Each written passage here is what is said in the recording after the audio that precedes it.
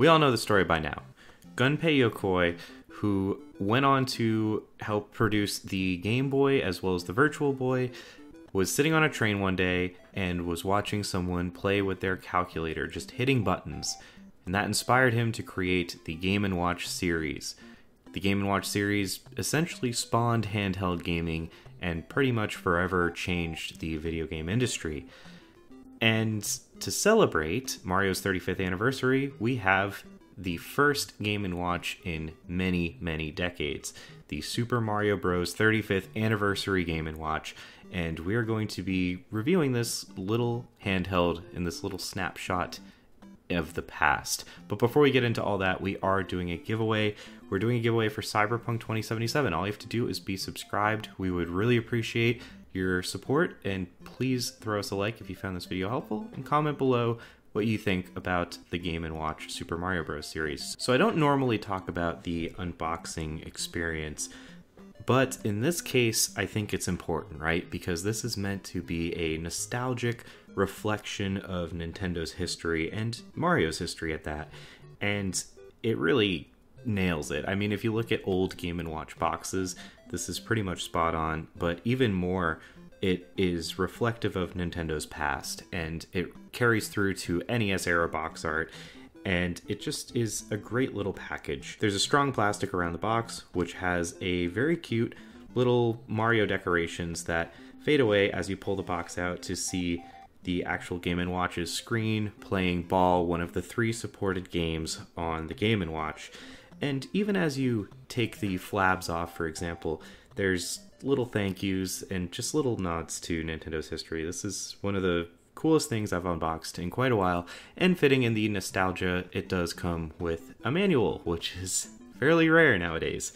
But all you get in the box is the actual Game & Watch and a Usbc charging cable, so good on Nintendo. Even though this is, you know, a one and done kind of thing, at least they gave you modern charging. Now, the first thing that you'll notice taking this thing out of the box is, oh my god, is it small and adorable and cute and beautiful. I guess from a size standpoint, the closest thing I could compare it to is the smaller iPhone, something like an iPhone 4, iPhone 4S. The original sized iPhone is probably the closest thing to compare it to. It's about 3/4 the size of my Pixel 3a. And it's just this small, super thin, super light, adorable thing. I mean, it's even small compared to the NES Mini, which is unbelievably tiny. But yeah, this is about how things were back in the day. And I think it just fits and looks great. It looks awesome. There's really no other way to put it. Now, let's just take a look at what you have on the Game & Watch, and that is the USB charger, power button, game, time, pause, set button.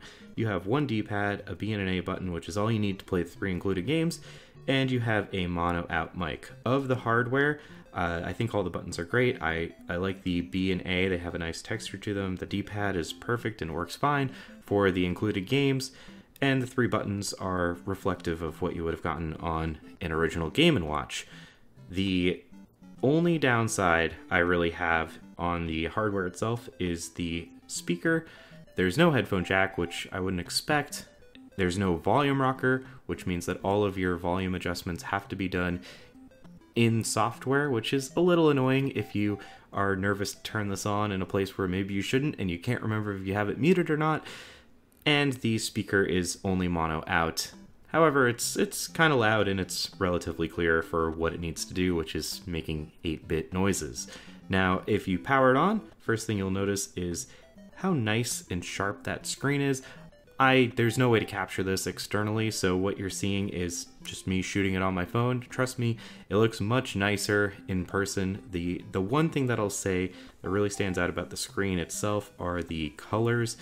Very, very good colors. I mean, you can definitely see pixels on the screen, but it's doing what it needs to do, right? And that is play Mario 1, Mario 2, show you the time, and play Ball.